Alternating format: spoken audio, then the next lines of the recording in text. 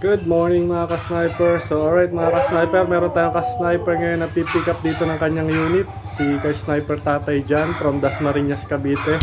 Sabi niya malapit na siya, nasa tricycle na siya papunta rito. So pupuntahan natin siya doon sa labas kung nandun na nga siya. Let's go!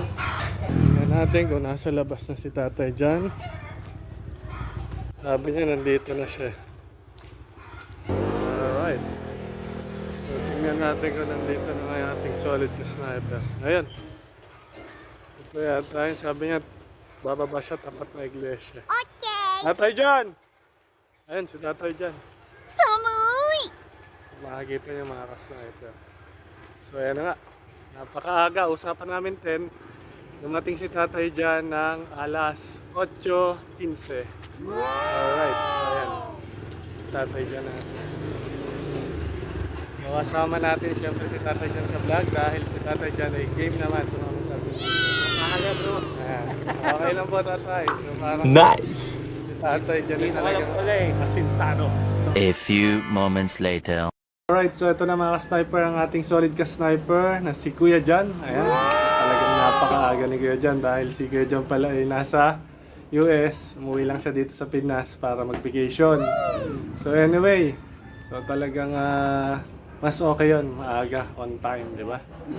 So, alright, so ito na po yung ating unit para kay Kuya Jan. Papakita namin sa inyo, siya na yung mag-unbox.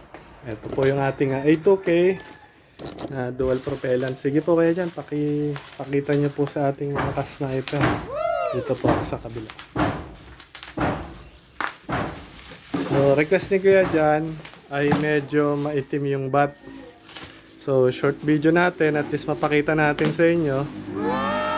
Kauna-unahan natin ka-sniper na nag-pick up dito si Kuya Jan. Ngayon, January 2026. Alright, so ayun. Napangka din si Kuya Jan. Eh. Naglalaro po ba kayo ng basketball, Kuya Jan? Hindi. Pakipakita nyo nga po dito, Kuya Jan, para makita nila yung unit natin.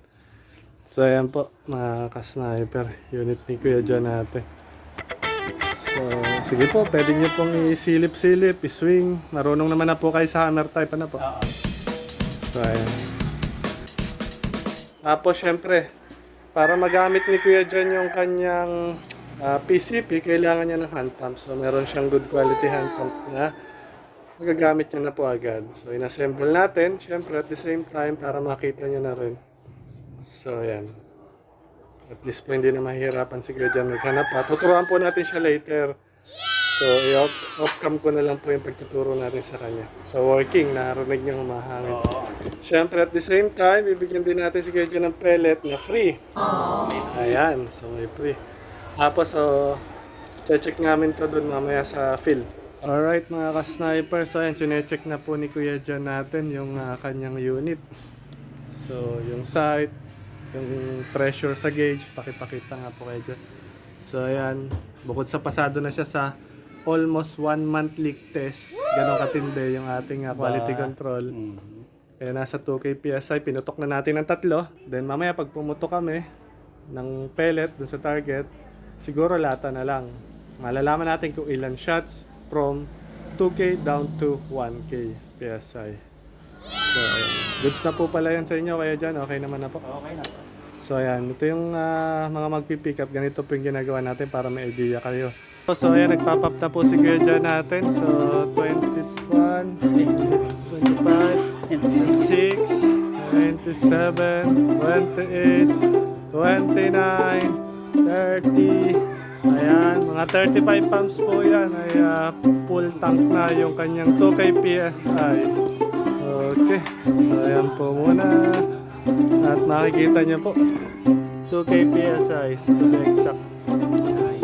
Alright, so test natin mga ka-sniper yung unit ni Kuya Jan sa layong 12.5 meters. So open sight, hindi siya gagamit ng scope. So titingnan ni Kuya Jan kung talagang makakatama pa raw siya dahil galing siyang ibang bansa eh. So right yung tatirahin niya yung balloon, yung puti. Pili na lang po kayo dyan kung alin. Pero bago naman muna. Okay. So kita naman dito eh.